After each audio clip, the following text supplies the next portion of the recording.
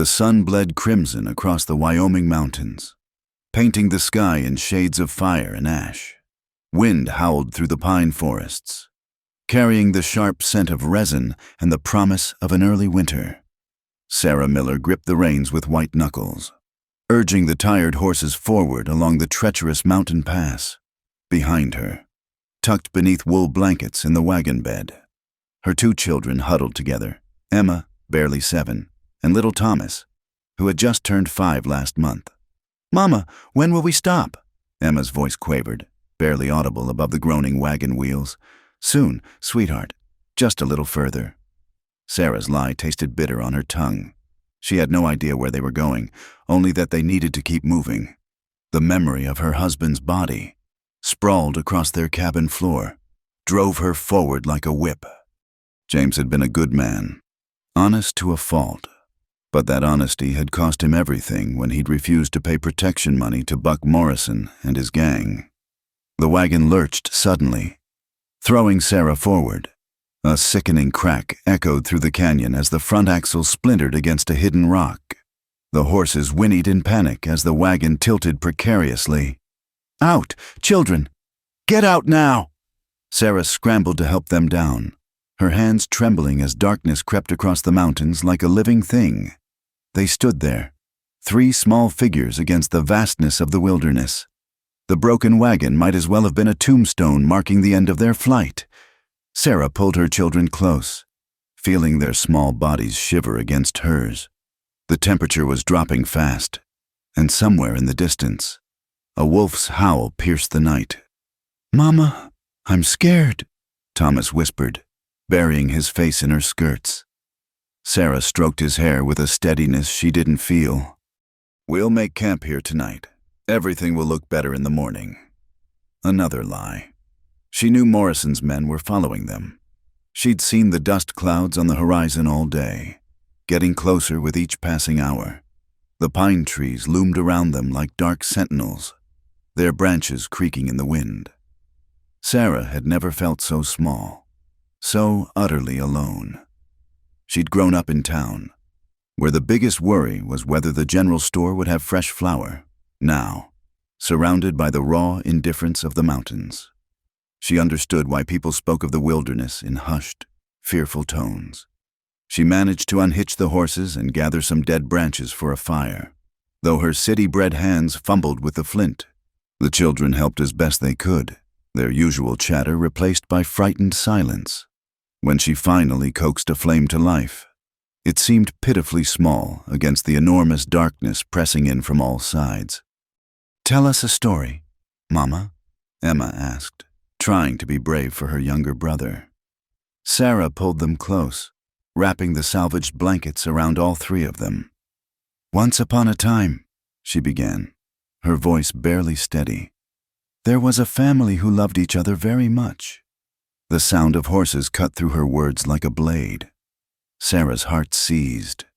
She recognized the drunken laughter, the crude jokes. Morrison's men had found them. "Take your brother and hide," she whispered urgently to Emma. "In those rocks there, don't come out no matter what you hear." "But Mama, go!" The sharpness in her voice brooked no argument. The children scrambled toward a cluster of boulders, disappearing into a narrow crevice just as 3 riders emerged from the tree line. Well, Mrs.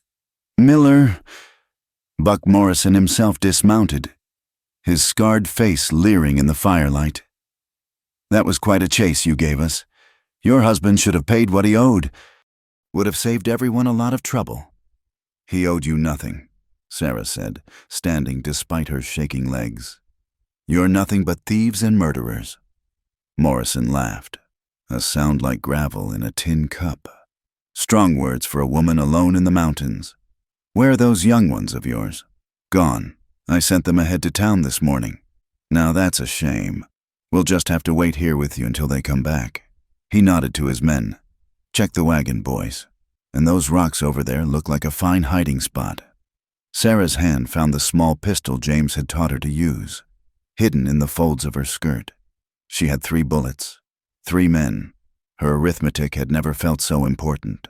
The mountain wind picked up, sending sparks from their pitiful fire dancing into the darkness. Somewhere above them, an owl called out, a lonely, mournful sound that seemed to echo her desperation. The smell of snow was in the air, mixed with pine sap and the sour stench of unwashed men. "Please," she said, hating the tremor in her voice. "Take whatever you want. Just leave us be." "Oh, we intend to take everything," Morrison said, stepping closer. "Your husband's debt needs to be paid in full." Sarah's finger found the trigger, behind Morrison.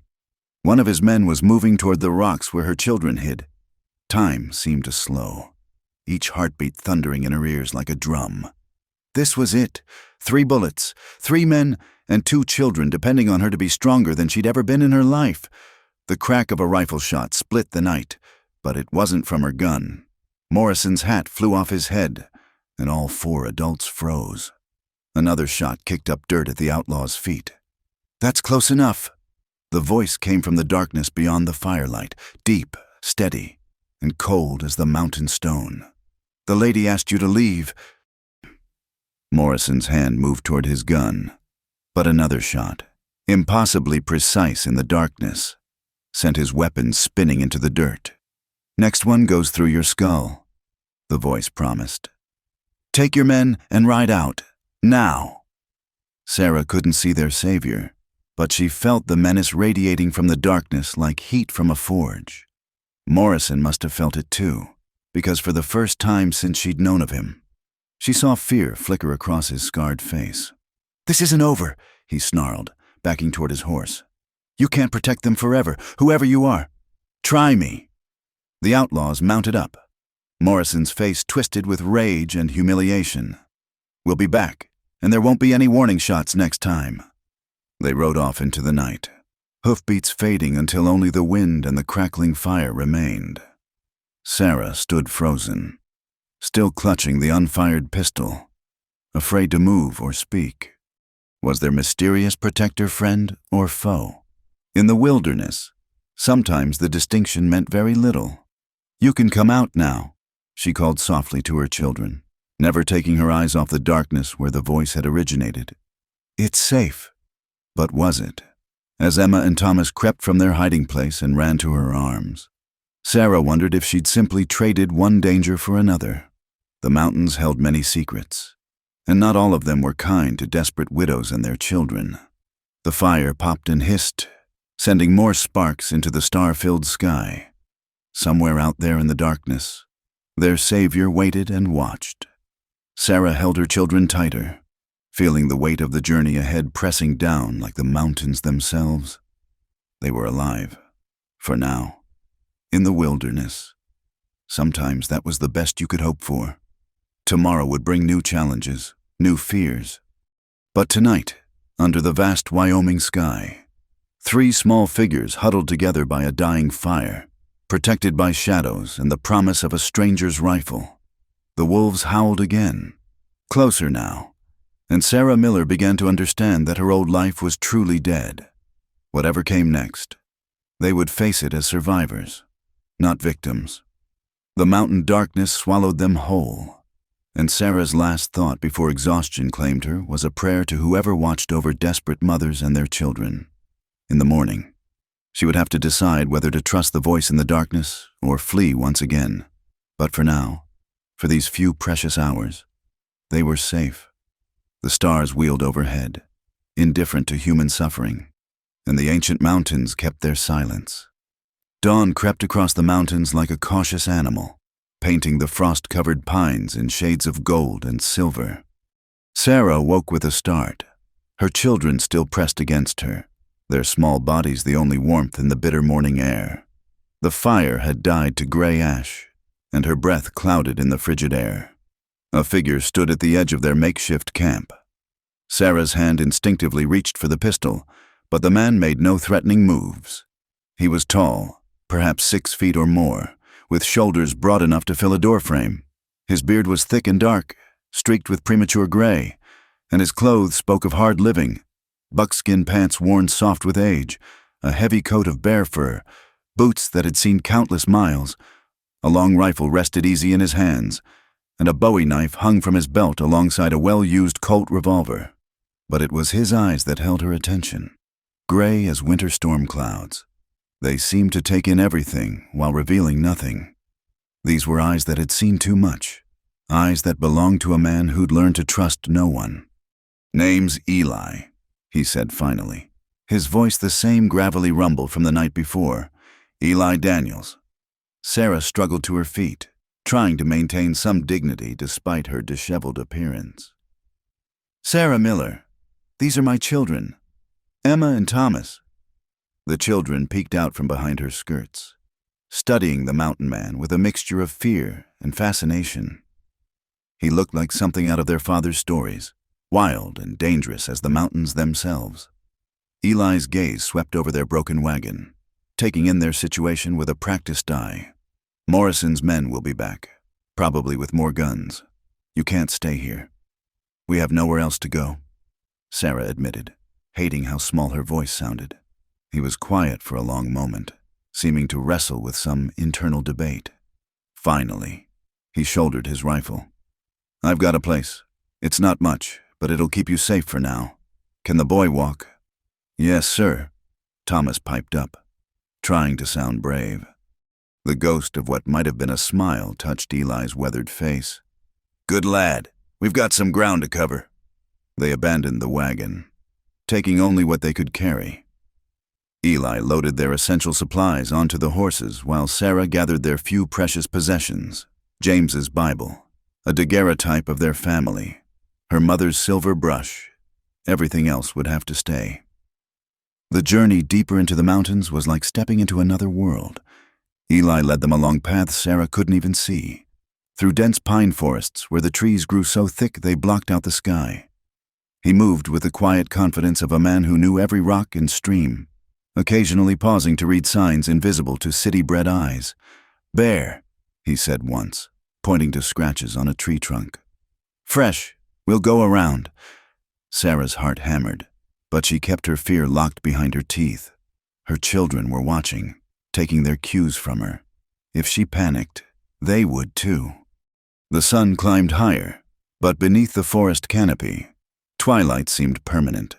The air smelled of pine pitch and dark earth, occasionally tinged with the musky scent of some wild creature.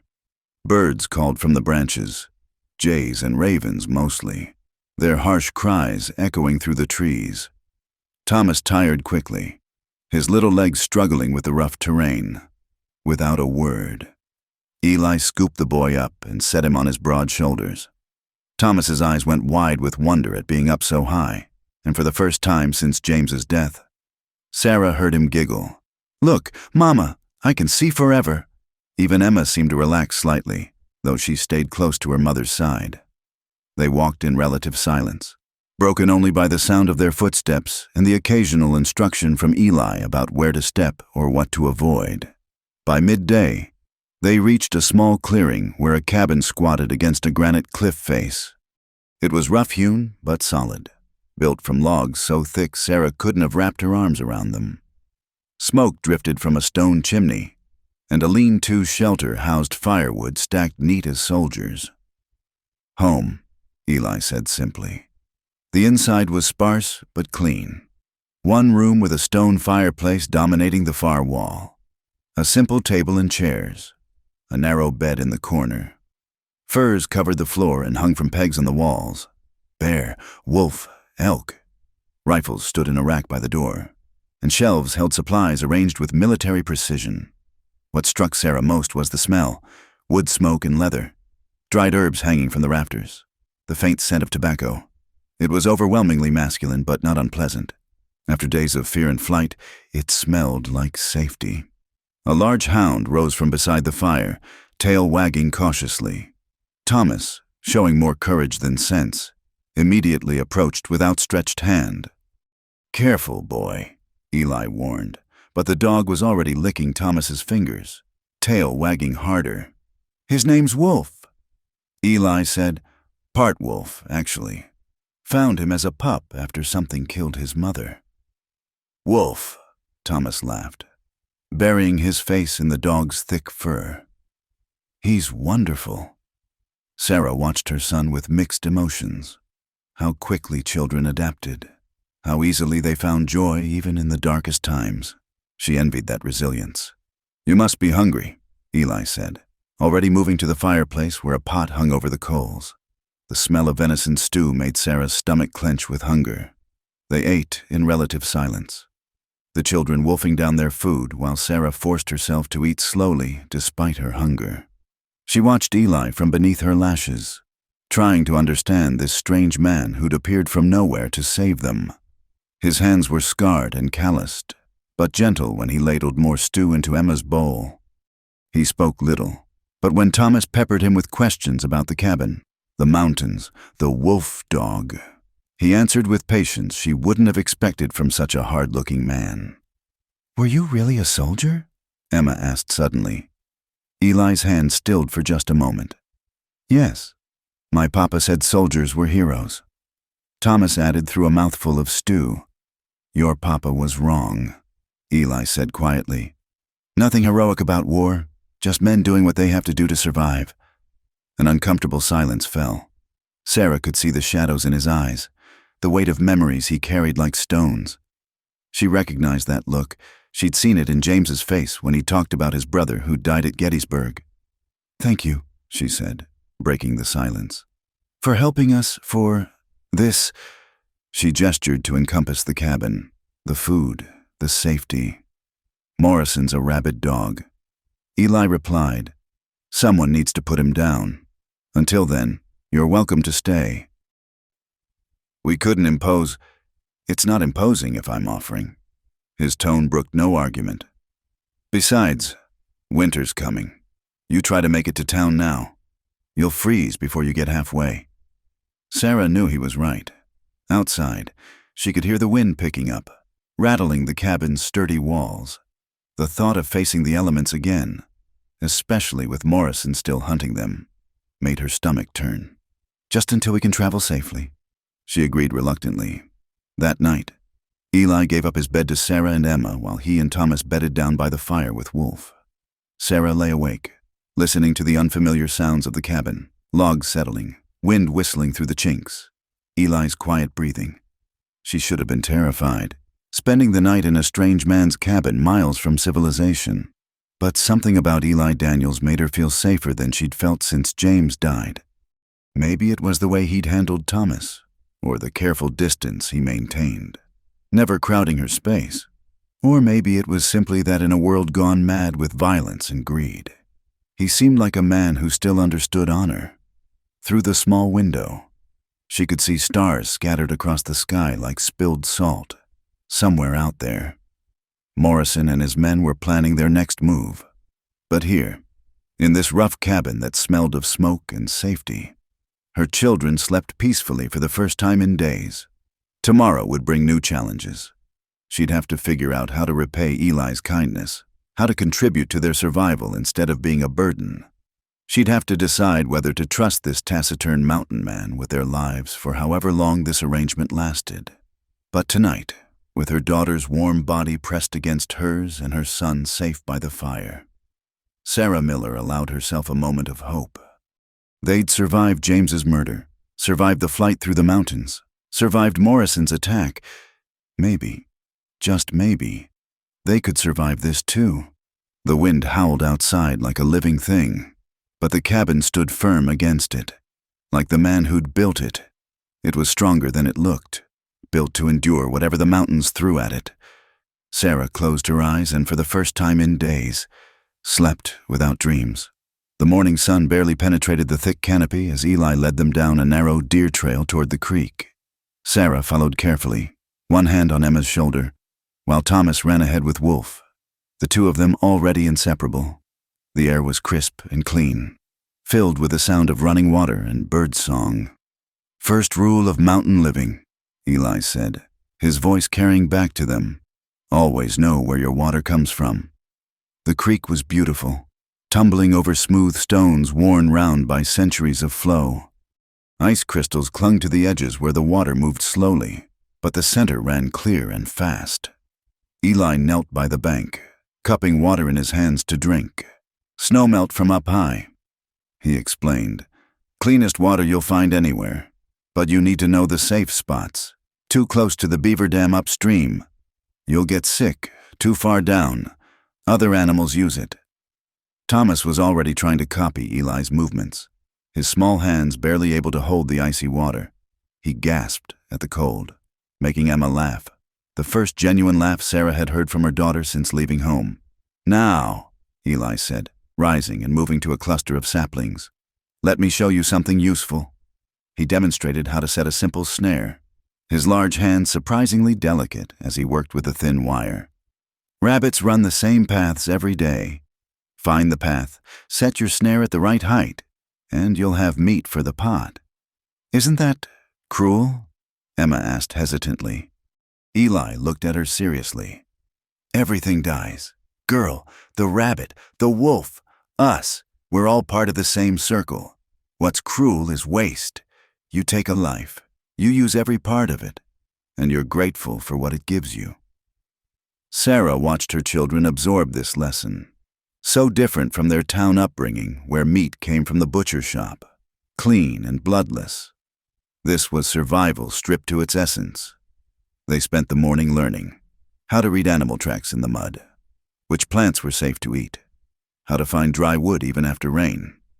Eli was a patient teacher, never condescending, treating even Thomas's endless questions with respect.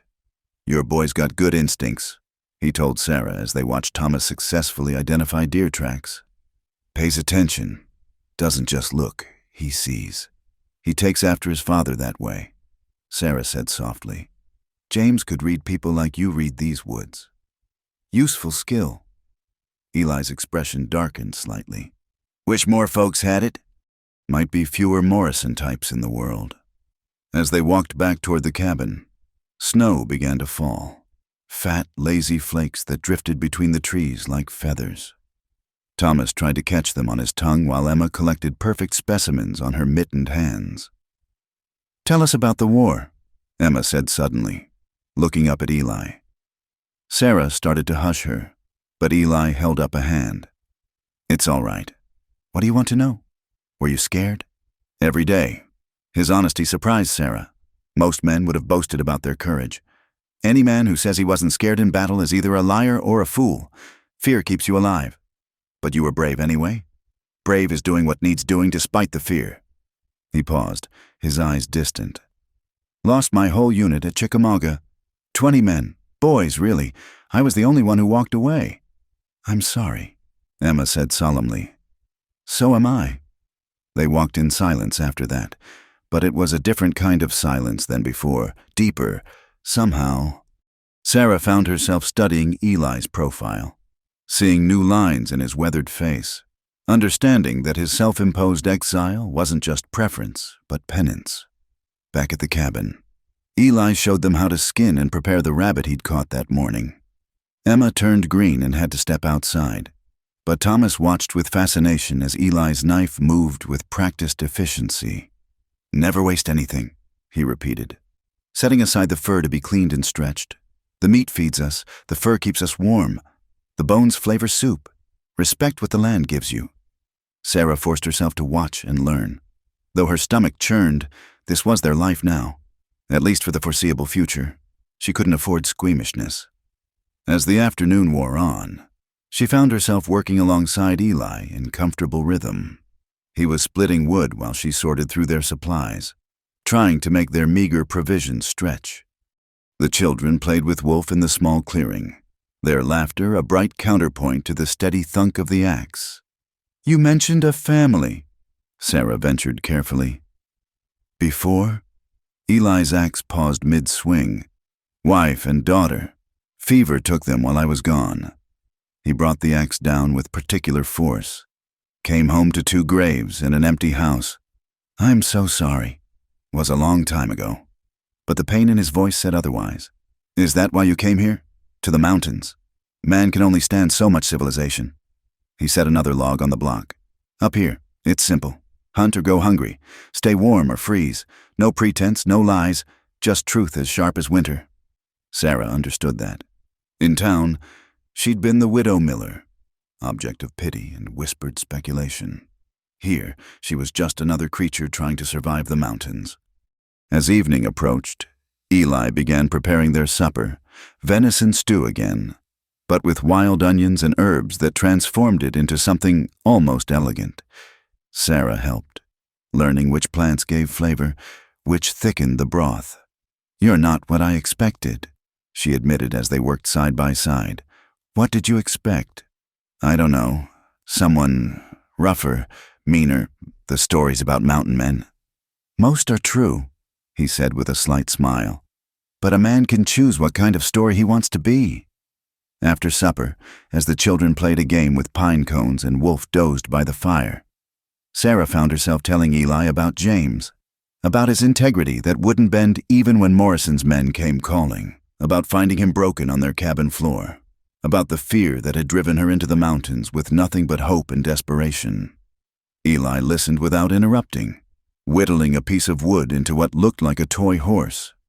When she finished, he handed the carving to Thomas, who exclaimed with delight, "Your husband sounds like a good man." Eli said simply, "World needs more like him." "The world killed him for it." "No, Morrison killed him. The world just didn't stop it from happening." He met her eyes across the fire. "There's a difference." Later, as she tucked the children into bed, Emma whispered, "I like Mr. Eli, Mama. He's sad like us, but he's kind." "Yes," Sarah agreed, smoothing her daughter's hair. "He is." She sat by the fire after the children slept, watching Eli clean his rifle with methodical care. The silence between them had evolved throughout the day, becoming less wary, more companionable. "Thank you," she said quietly, "for teaching them, for everything." He looked up from his work. "They're good children. Credit to their raising. James would have liked you, I think." "Maybe." He returned to his rifle. "Though he might not have approved of his family staying with a man like me." "A man like you? One who's got more ghosts than friends. Who knows these mountains better than he knows people? Who's been alone so long he's half wild himself?" Sarah considered this. "Perhaps, but I think he would have seen what I see. A man who saved his family when no one else would, who's patient with children and gentle with those weaker than himself, who carries his ghosts but doesn't let them make him cruel." Eli's hand stilled on the rifle. For a long moment, the only sound was the fire crackling and wind sighing through the pines. When he finally looked at her, something in his gray eyes had shifted, like ice beginning to crack on a frozen stream. "You should get some rest," he said gruffly. "Tomorrow we'll start working on winter preparations. Going to need more firewood, more meat smoked and stored. The boy's old enough to help." Sarah rose, understanding the deflection but not taking offense. "Good night, Eli. Good night, Mrs. Miller," as she lay in the narrow bed with Emma curled against her. Sarah listened to the night sounds of the cabin. Outside, an owl called. Wolf whuffled in his sleep. Eli moved quietly around the main room, banking the fire, checking the door bolts, settling in for his nightly vigil. She thought about the day's lessons, practical skills. Yes, but something more. Eli was teaching them to see the world differently, to find beauty in survival, honor in simple things. He was showing her children that strength came in many forms, that gentleness and capability could exist in the same person. And perhaps he was teaching her something too. That grief could be carried without letting it consume you. That solitude and loneliness weren't the same thing. That sometimes the most broken people had the most to give. The snow continued to fall outside, soft and steady, beginning to transform the harsh mountain landscape into something almost magical. Tomorrow would bring new challenges, new lessons. Morrison was still out there, still hunting them. Winter was coming with all its dangers. But tonight, in this cabin that smelled of wood smoke and safety, with her children peaceful and a good man keeping watch, Sarah allowed herself something she hadn't felt since James died, a whisper of hope that they might not just survive but actually live again. The storm arrived with little warning. One moment the sky was merely gray and brooding. The next it had turned black as coal. The wind struck the cabin like a physical blow. rattling the shutters and sending fingers of cold through every tiny gap in the logs. "Get away from the windows," Eli ordered sharply, already moving to secure anything that might come loose. "This is going to be a bad one." Sarah had seen snowstorms in town, but nothing like this. The wind didn't just blow, it screamed, a banshee wail that made the children press close against her. Snow didn't fall so much as fly horizontal, creating a white wall outside that erased the world beyond the cabin walls. "Will the roof hold?" she asked, trying to keep fear from her voice. "Built it to last," Eli replied, but she noticed him eyeing the ceiling beams with concern. "Though this is testing it some." The temperature plummeted. Despite the roaring fire, frost began forming on the inside of the windows. Eli dragged his bed closer to the fireplace, gesturing for Sarah and the children to bring theirs as well. "We'll need to stay close tonight, share warmth." Any other time. The impropriety might have concerned her, but survival took precedence over social niceties. They arranged the beds in a semicircle around the hearth, with Wolf curled up at Thomas's feet. The storm raged on, hour after hour. Eli fed the fire constantly, the woodpile shrinking alarmingly fast. When he opened the door to fetch more from the covered stack outside, the wind nearly tore it from his hands. Snow burst in like an invading army before he could slam it shut again. "We'll have to ration," he said, ice crystals still clinging to his beard. "This could last days." Emma whimpered at a particularly violent gust that shook the entire cabin. Sarah pulled her close, began singing softly, an old hymn her mother had sung during thunderstorms. Her voice was thin against the storm's fury, but Thomas joined in. Then Emma, their small voices creating a bubble of human warmth against nature's rage. Even Eli seemed affected, his harsh features softening as he listened. When they finished, he cleared his throat roughly. "My mother used to sing that. Haven't heard it in, must be 20 years. Would you like to hear another?" Sarah asked gently. He nodded, adding another log to the fire. So she sang, hymns, folk songs, even silly children's rhymes that made Thomas giggle. Eli produced a small wooden flute from somewhere, accompanying her with a skill that surprised them all. "You're full of secrets, Mr. Eli," Emma said admiringly. "Man's got to have some mysteries." He replied with what might have been a smile. As night deepened, the storm intensified. The cabin groaned under the assault, and once, a terrible crack from above made them all freeze. "Tree branch on the roof," Eli diagnosed. "We're all right." But Sarah saw the worry in his eyes. They were warm and sheltered for now, but if the roof gave way, if the storm lasted longer than their wood supply. She pushed such thoughts aside, focusing on the children. "Who wants to hear about how your father and I met?" "Me!" both children chorused. So she told them about the church social where James had spilled punch on her best dress, how he'd been so mortified he'd tried to run away, how she'd had to chase him down to tell him it was all right. The children laughed, having never heard this story before. "Papa was clumsy," Thomas asked in disbelief. "Terribly clumsy when he was nervous," Sarah confirmed. "He stepped on my feet 3 times during our first dance." "But you married him anyway," Emma said. "I married him because of it," Sarah corrected. "He was so determined to make it right, so genuinely sorry. I knew then he was a man who would always try to do the right thing, even when it was hard." She felt Eli watching her, his gray eyes thoughtful in the firelight. When she finished, he surprised them all by speaking up. "I met my Mary at a barn raising. She was the preacher's daughter, supposed to be serving lemonade. Instead, she'd climbed up to help with the roof work. Her father was fit to be tied." "What did you do?" Emma asked, entranced. "Climbed up after her. Of course. Figured someone needed to make sure she didn't fall. She informed me quite firmly that she didn't need looking after." A genuine smile crossed his face at the memory. "Spent the whole day up there, working side, by sunset. I knew I'd marry her or nobody." The storm howled approval or mockery. It was hard to tell which. But inside their small circle of light, the stories continued. Sarah found herself sharing memories she'd locked away since James's death, while Eli spoke more about his past than he probably had in years. The children eventually dozed off despite the storm's fury, exhausted by fear and soothed by voices. Sarah tucked blankets around them, then returned to her place by the fire.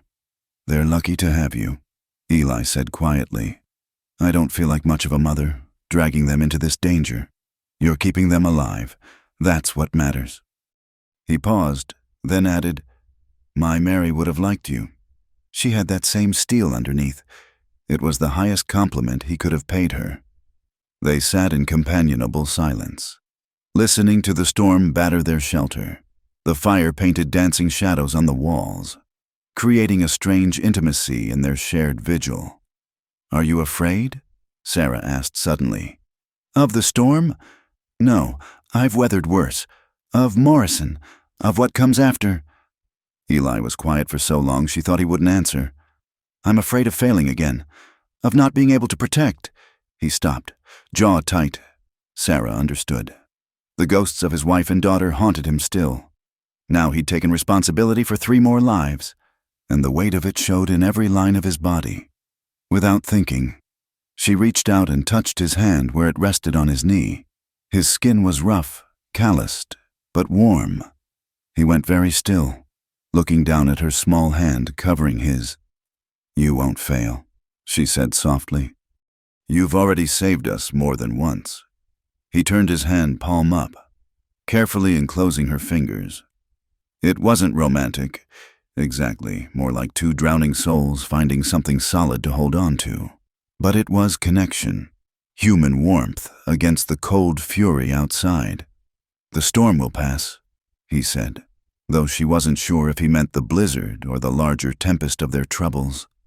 A log shifted in the fire, sending up a shower of sparks. Eli gently withdrew his hand to tend it, and the moment passed. But something had shifted between them, subtle as smoke but just as real. The night wore on. They took turns dozing, one always awake to tend the fire. The storm showed no signs of abating. If anything, it grew worse, until the cabin felt like a ship in a hurricane, battered from all sides by nature's fury. Near dawn, a tremendous crash shook the entire structure. Snow poured through a gap where the wind had torn away part of the roof. Eli was up instantly, grabbing boards and tools. "Hold this," he commanded, and Sarah found herself helping him nail boards over the gap while snow stung their faces and wind tried to tear them away.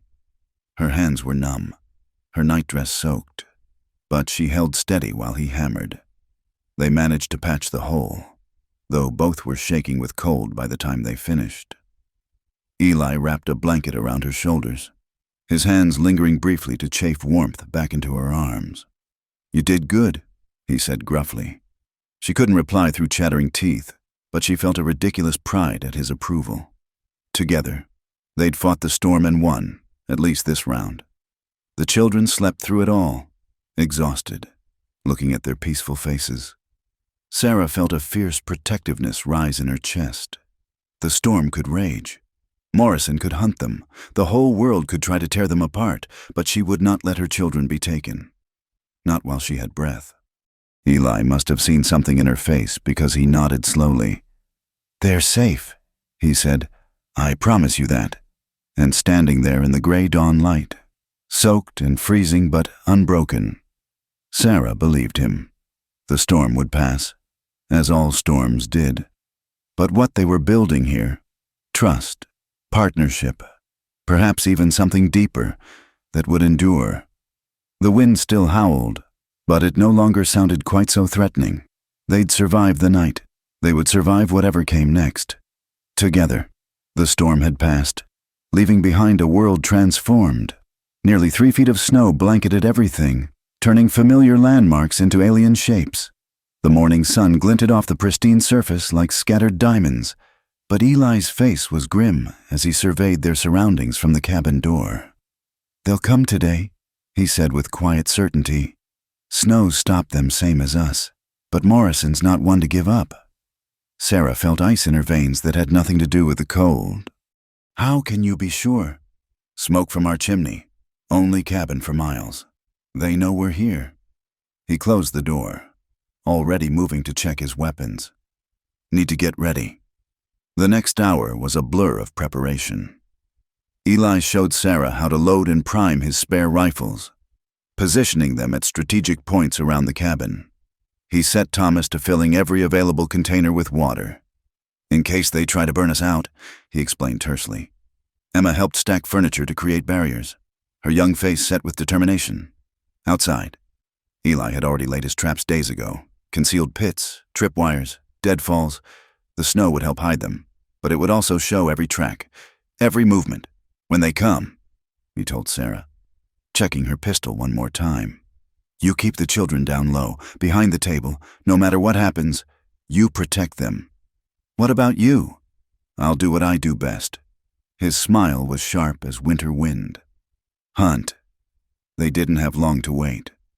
Wolf growled first, hackles raised, staring at the tree line. Then came the sound of horses, muffled by snow but unmistakable. Sarah counted at least 6 riders emerging from the forest, Morrison at their head. Daniels! Morrison's voice rang across the clearing. We know you're in there. Send out the woman and we'll leave peaceful like. Eli's answer was a rifle shot that took Morrison's hat clean off. The outlaw dove for cover as his men scattered, returning fire that splintered wood from the cabin walls. Stay down! Sarah pressed her children flat, her body covering theirs as bullets whined overhead. Glass shattered from the single window, letting in a rush of cold air. Eli was everywhere at once, firing from the window.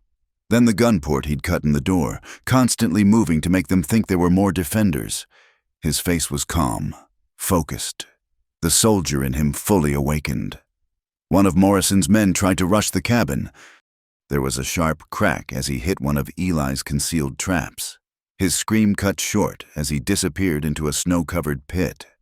Johnson's down, someone yelled. Circle around, Morrison commanded. Smoke them out!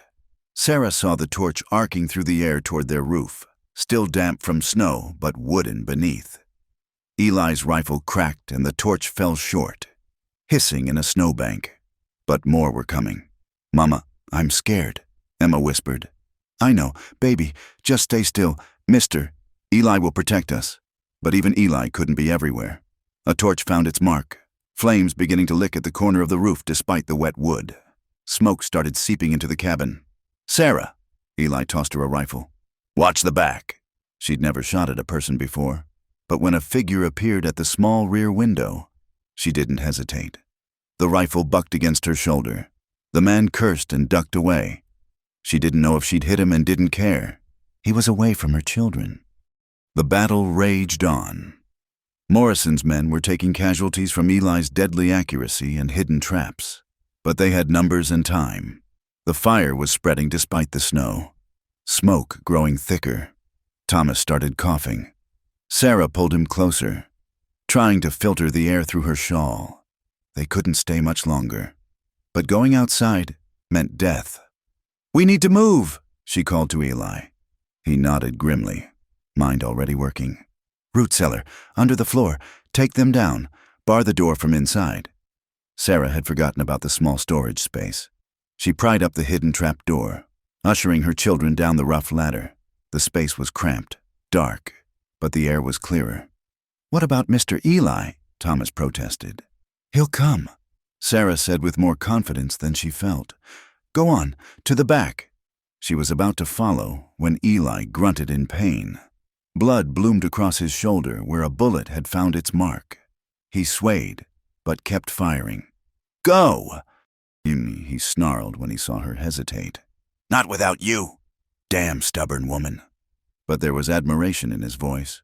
All right, on 3. He fired a last volley to drive Morrison's men back, then dove for the cellar. Sarah slammed the trapdoor behind them, sliding the heavy bar into place just as boots thundered overhead. The cellar was pitch black until Eli lit a small candle he'd stored there.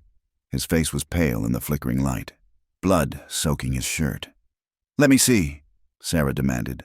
Later, they'll try to burn us out up there first. This cellar's dug into rock, got air vents to the outside. We can wait them out. Above, They could hear Morrison raging. "Tear this place apart! Find them!" Furniture crashed. Boots stomped. But the hidden door held its secret. Sarah worked on Eli's shoulder by candlelight, using strips torn from her petticoat to bind the wound. The bullet had passed through cleanly, painful but not fatal if kept clean. "Thank you," he murmured as she worked. "Hush. Save your strength." Emma and Thomas huddled close, trying to be brave. Wolf pressed against them, offering warmth and comfort. The sounds above grew more frustrated, more angry. "They're not here," someone reported. "They have to be. Check again." More crashing, more cursing. Then Morrison's voice, cold with fury. "Fine, burn it all. If they're hiding, we'll roast them out." The temperature began to rise as the fire above intensified. Smoke seeped through cracks despite the stone and earth protecting them. Sarah pulled the children to the back where the air vents provided some relief, but she knew they couldn't last forever. Eli struggled to his feet despite her protests. "There's another way out. Old escape tunnel. Leads to the forest." He pushed at what looked like solid stone until it swung inward, revealing a narrow passage. "Take them. Get to town. Find the marshal. We're not leaving you." "Sarah, no." Her voice was steel. "We survive together or not at all." He stared at her for a long moment, then nodded slowly. Together. Then, the passage was a nightmare of close walls and absolute darkness. Sarah went first with the candle, children behind her. Eli bringing up the rear despite his injury. Wolf squeezed through, whimpering at the confined space. They emerged behind a snowbank 50 yards from the burning cabin. The scene was chaos, Morrison's men celebrating their destruction, unaware their prey had escaped. "This way," Eli whispered, leading them into the forest. They hadn't gone far when shouts erupted behind them. Fresh tracks in the snow. They'd been discovered. "Run," Eli commanded.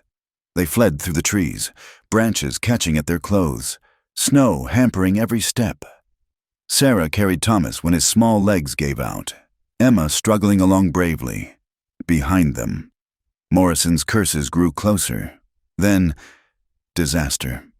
They burst into a small clearing to find 2 of Morrison's men waiting.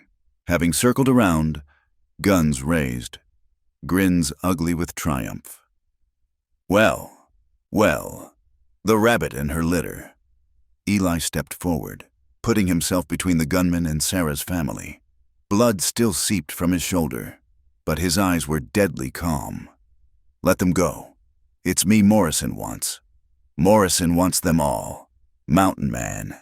"You just made it more interesting." The gunman's finger tightened on the trigger. Sarah pulled her children close, a prayer on her lips. Wolf struck like gray lightning, jaws closing on the nearest gunman's arm. His shot went wild as he screamed. Eli moved in the same instant, impossibly fast for a wounded man.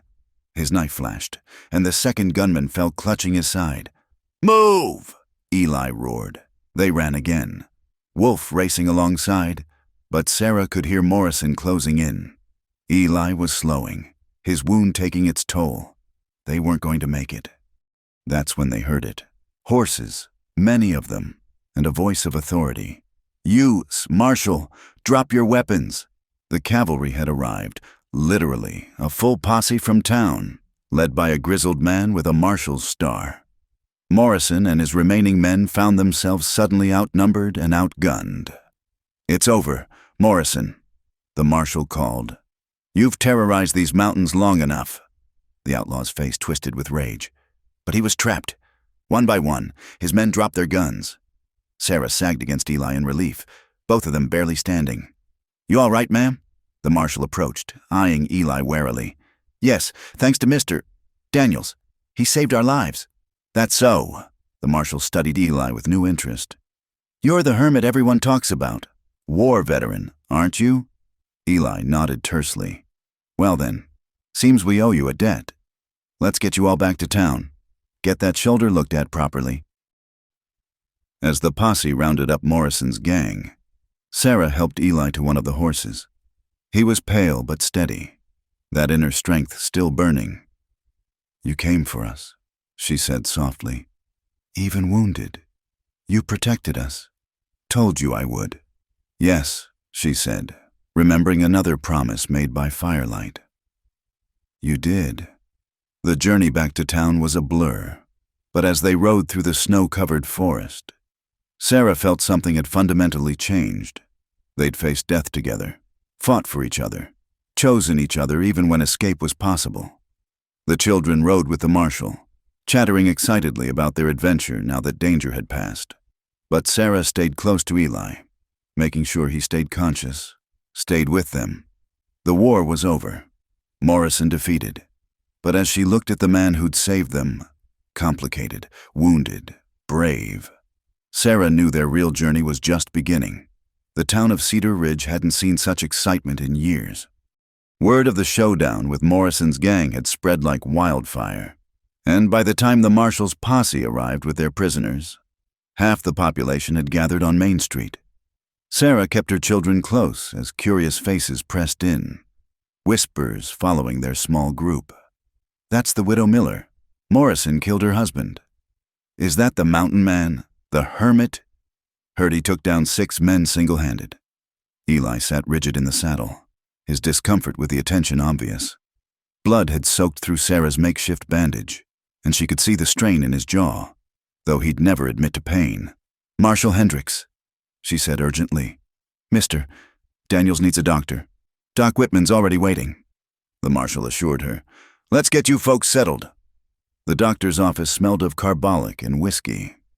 Eli submitted to treatment with ill grace, flinching more from the doctor's cheerful chatter than from the needle stitching his shoulder. Lucky man," Doc Whitman declared. "Inch lower and it would have hit something vital. You'll need rest. No heavy work for at least—" "I'm fine." Eli cut him off, already reaching for his shirt. "Mr. Daniels," Sarah said firmly, "you'll follow the doctor's orders." Something in her tone made him pause. Then, surprisingly, he nodded. The doctor hid a smile as he finished wrapping the wound. Outside, Marshal Hendricks was waiting. "Need to ask you folks some questions for the official report. And there's the matter of where you'll be staying." "We'll find lodging," Sarah began. But the marshal shook his head. "Ma'am, with respect, every boarding house in town is full up with folks come for the trial. But Mayor Blackwood's offered to put you up.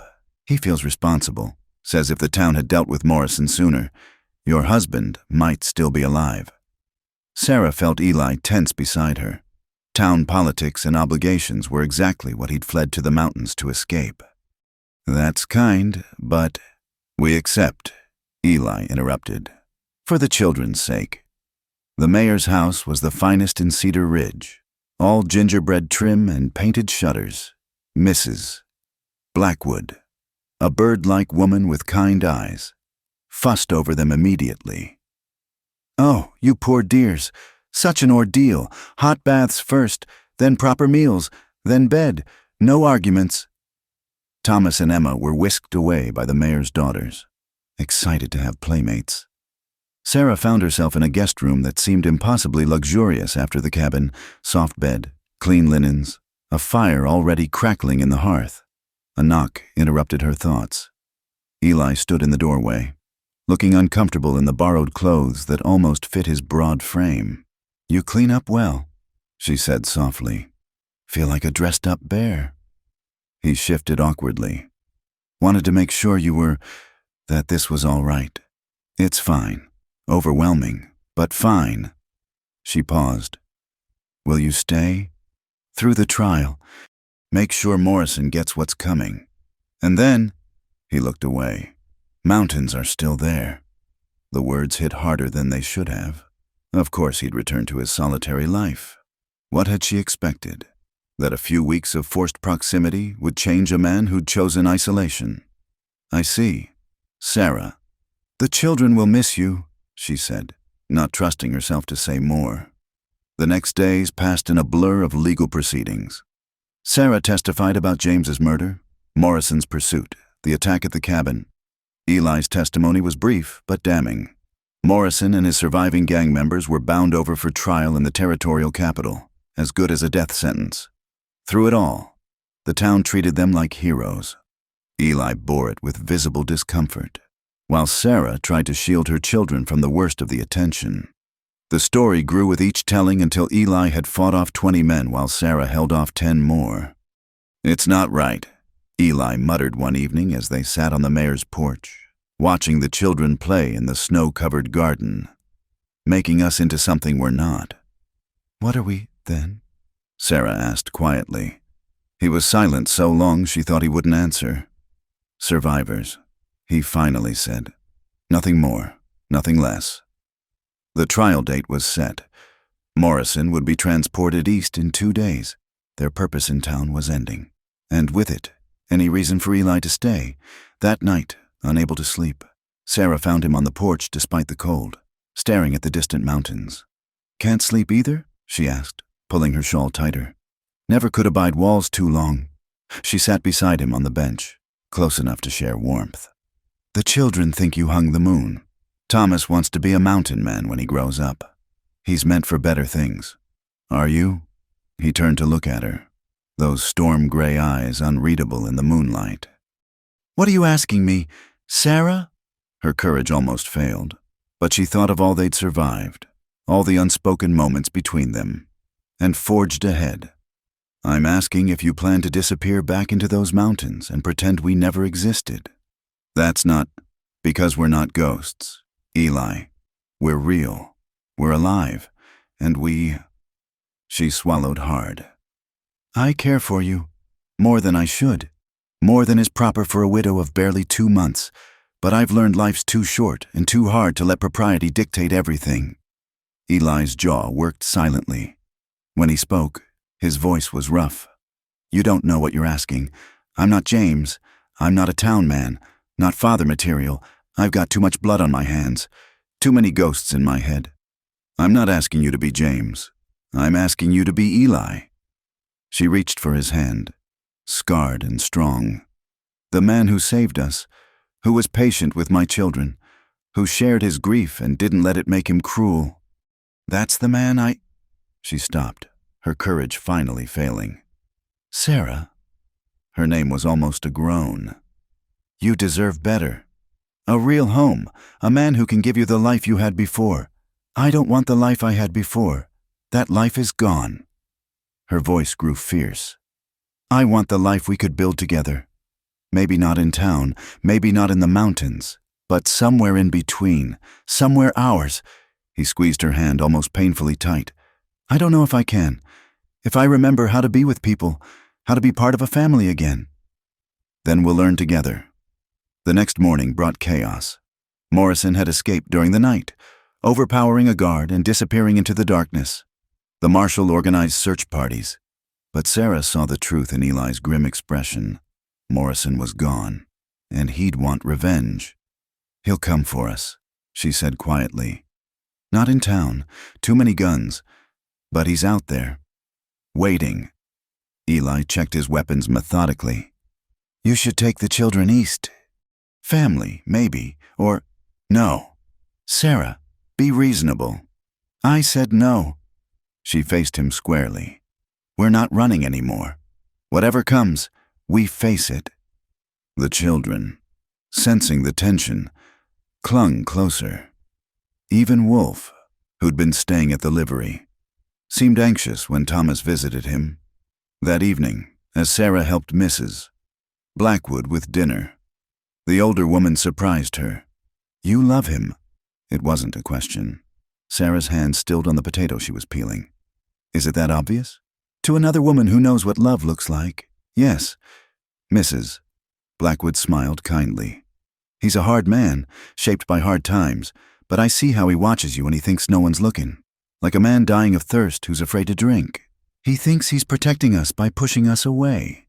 Men often confuse protecting with deciding. They forget we get a say in our own lives. She patted Sarah's hand. "Don't let him make your choices for you, dear." That night, the mayor held a small gathering, partly to celebrate Morrison's capture, even if temporary, partly to show the town's support. Eli endured it with visible discomfort, until Thomas tugged him outside to show him a constellation he'd learned. Sarah found them there later, Eli patiently explaining the stars while both children peppered him with questions. The sight made her heart ache with possibility. "Time for bed," she announced softly. "But Mama," Emma protested. "Mister, Eli was telling us about navigation." "Mister, Eli will still be here tomorrow." "Will you?" Thomas asked, looking up at Eli with innocent directness. The mountain man's composure cracked. He knelt to Thomas's level, one big hand gentle on the boy's shoulder. "I'll be here as long as you need me, son." "Forever?" Emma chimed in. "Can you protect us forever?" The words hung in the cold night air like visible breath. Sarah saw the impact hit Eli like a physical blow. These were the words she'd wanted to ask, the promise she'd wanted to hear, voiced by her children with perfect innocence. Eli looked up at her, his eyes holding a question, a plea, a surrender, all at once. Something fundamental shifted in that moment, some last wall crumbling. "Forever's a long time," he said slowly, "but I'll sure try my best." Thomas whooped and threw his arms around Eli's neck. Emma joined in, and for a moment, the big man held both children like they were made of spun glass. When he looked up at Sarah again, his eyes were suspiciously bright. Later, after the children were asleep, Sarah found him standing by the window in his room, watching the street below. "You meant it," she said softly. "What you told them. Man shouldn't make promises he can't keep."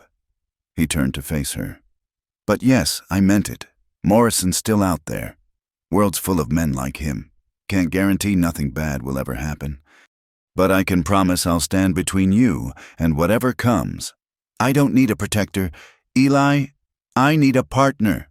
Can I be both?" She crossed to him then, rising on her toes to kiss him softly.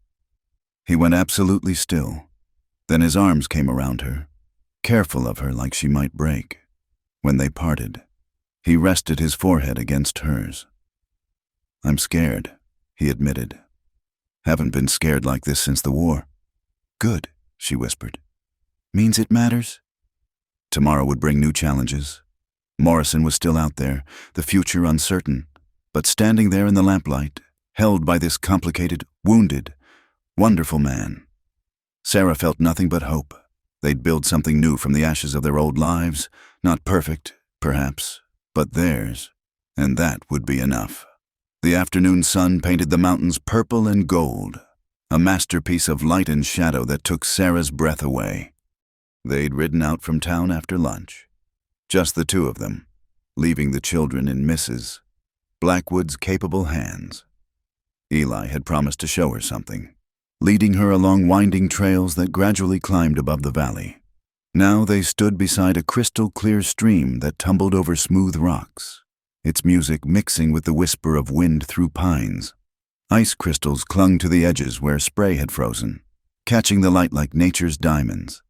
"It's beautiful," Sarah breathed, watching the water dance.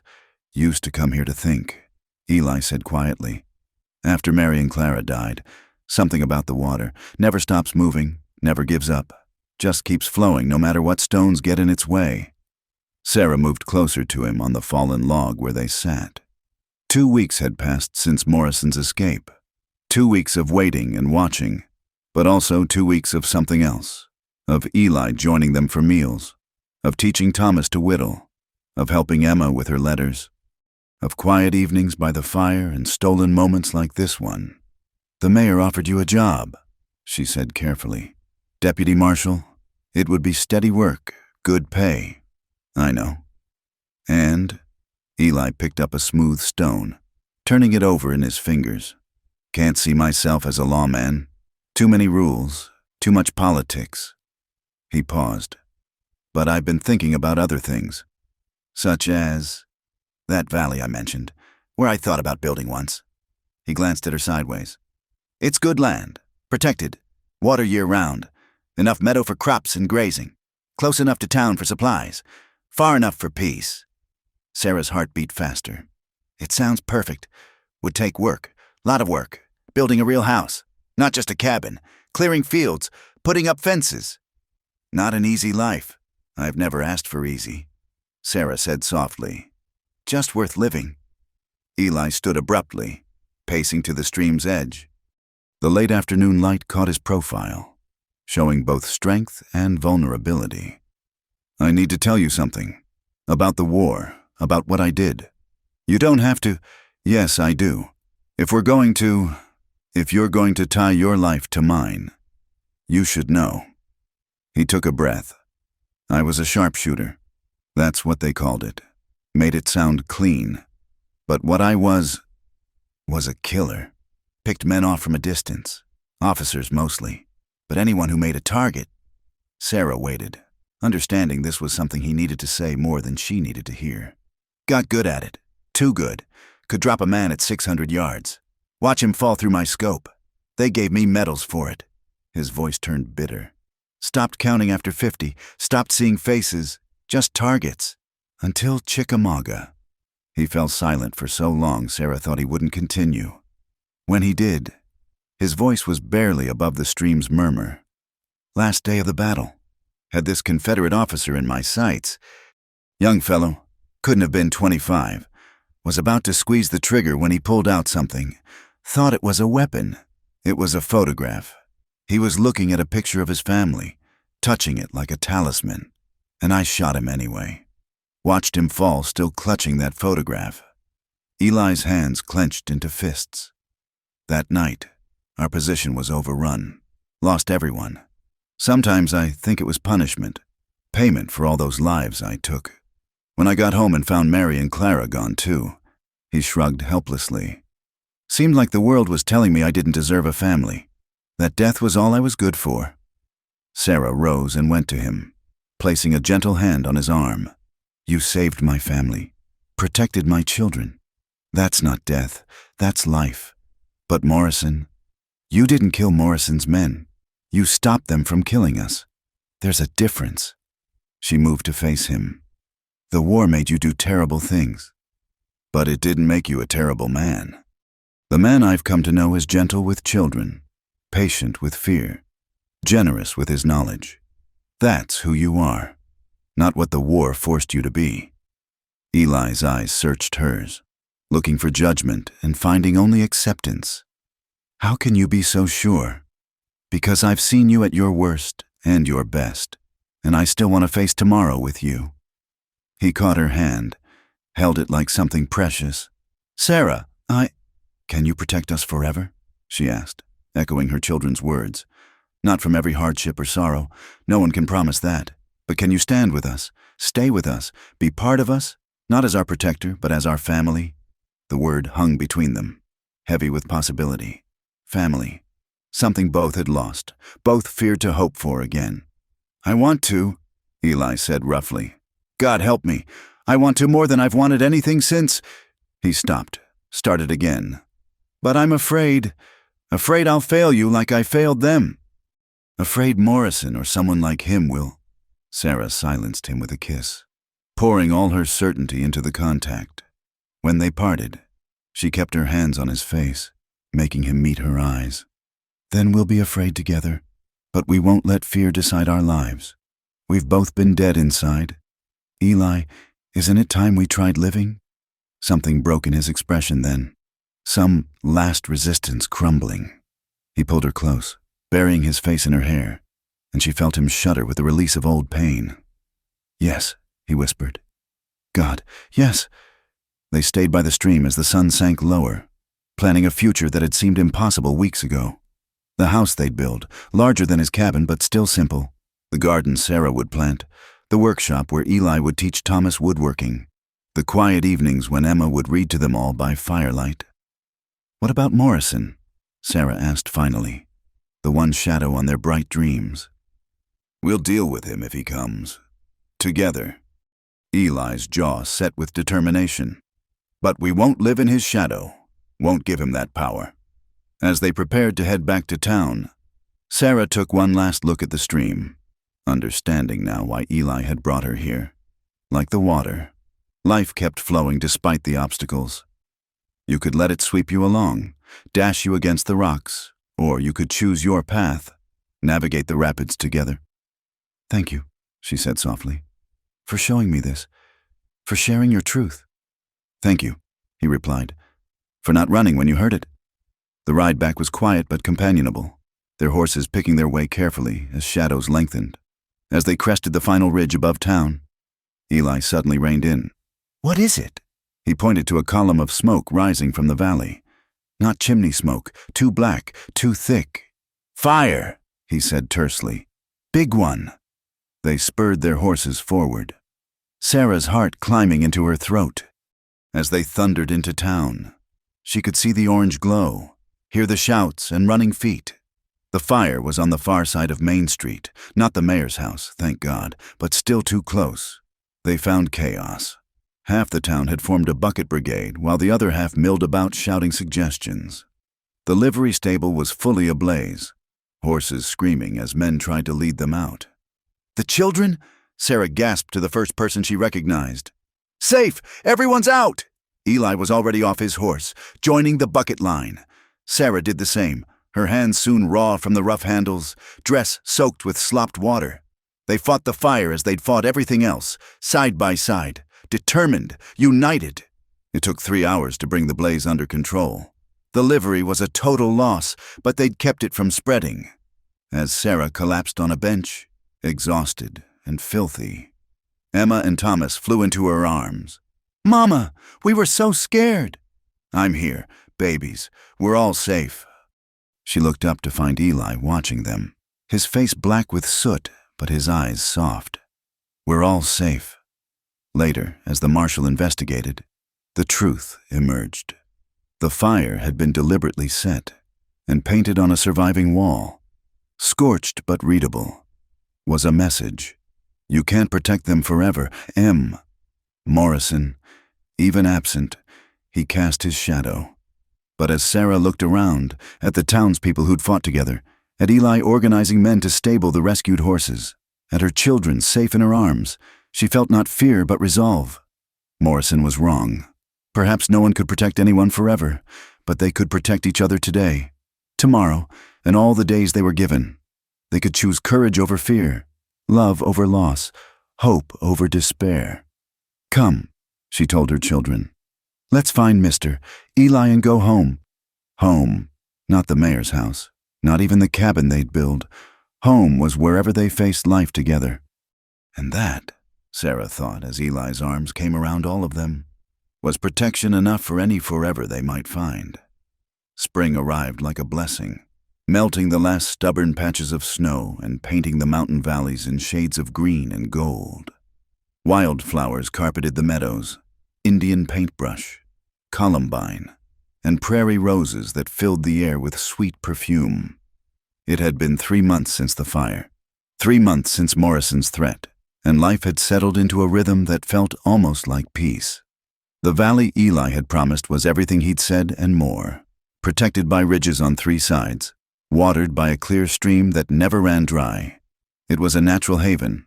They'd spent the winter planning, and now, with spring's arrival, those plans were becoming reality.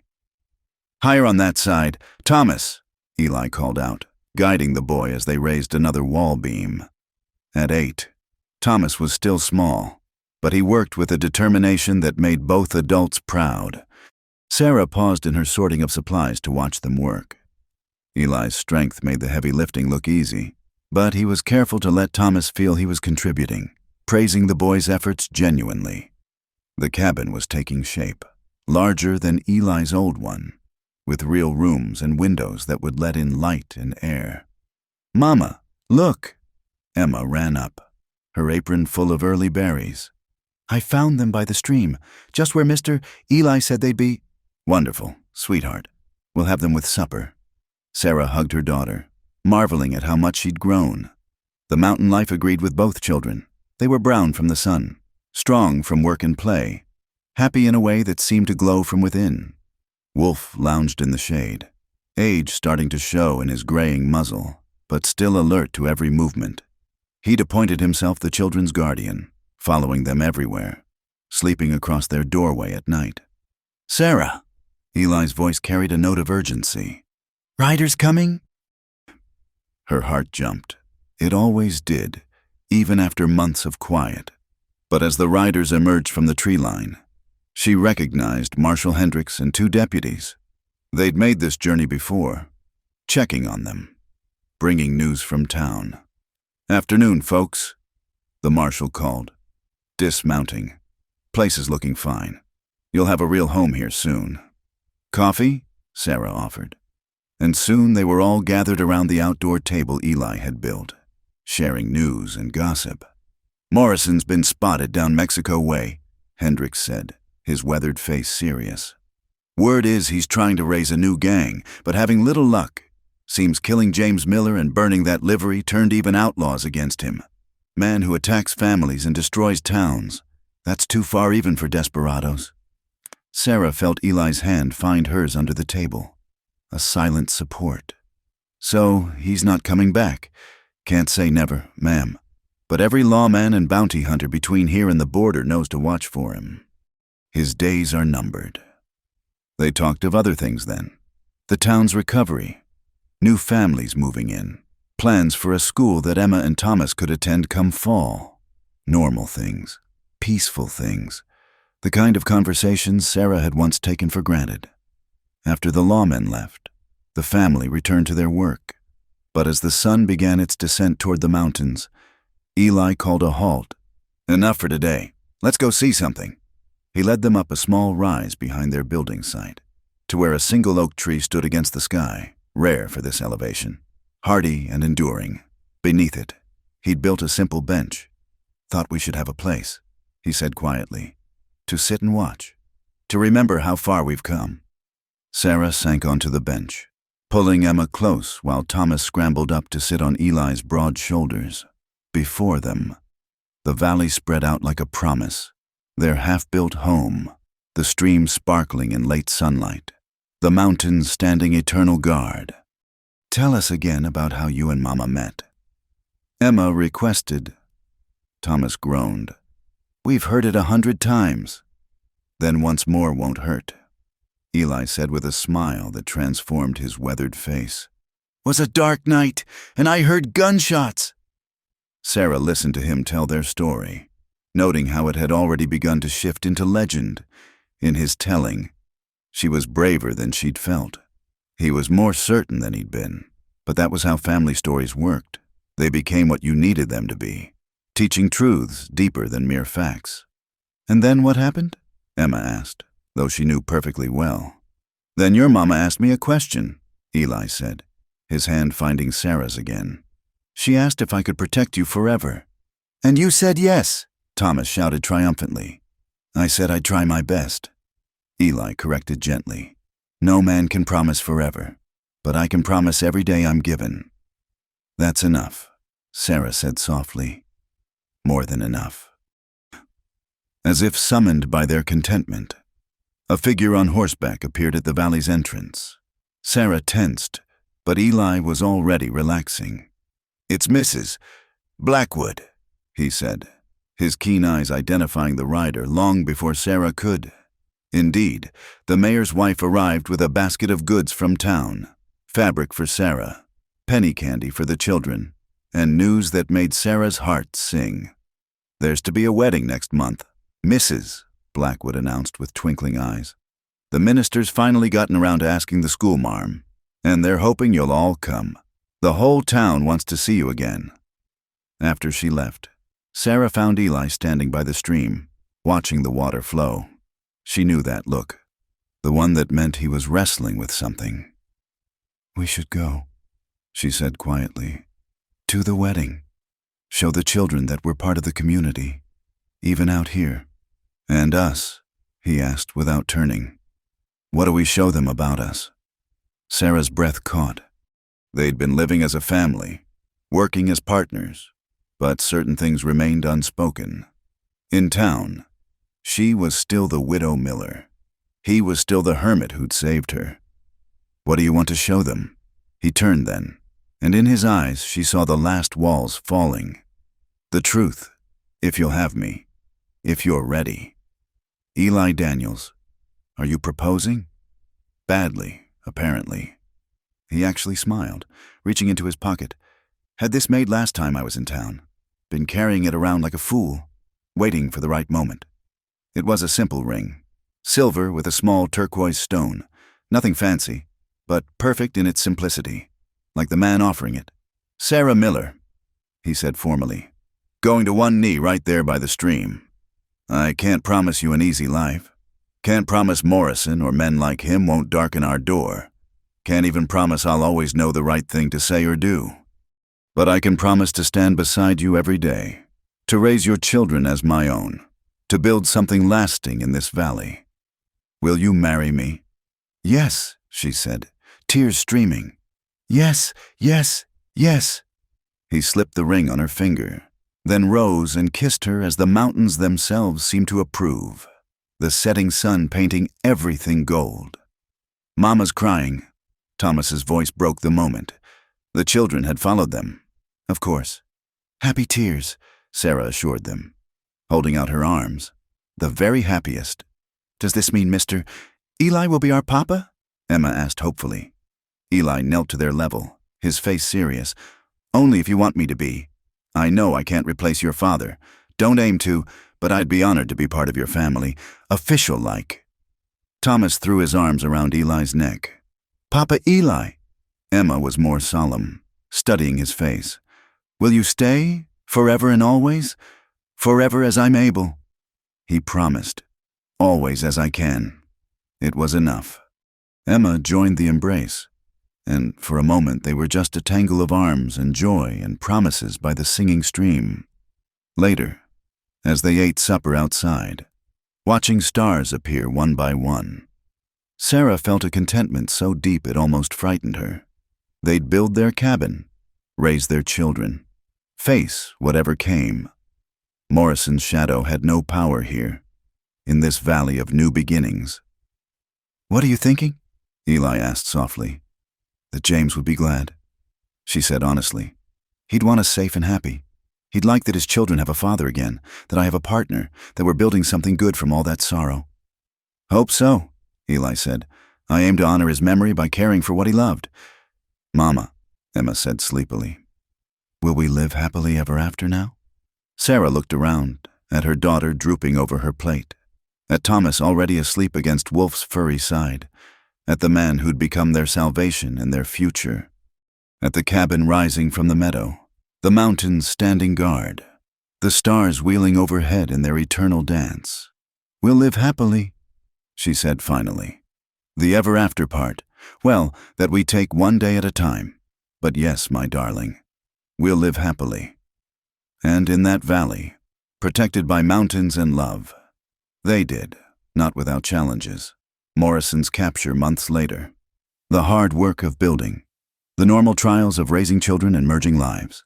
But they faced them all together, a family forged in adversity and strengthened by choice. The cabin became a home. The children grew strong and kind, and Eli Daniels, who'd thought himself fit only for solitude, discovered that protecting someone forever meant simply loving them through all the days you were given, which, in the end, was exactly what he'd promised, and precisely what he did. Thank you for joining us on this Wild West journey. If you're listening to this story, we'd love to know where you're tuning in from. Drop a comment below and let's connect. Don't forget to subscribe to the From Wild West channel and share your thoughts about Sarah and Eli's story. What touched your heart the most? We can't wait to hear from you.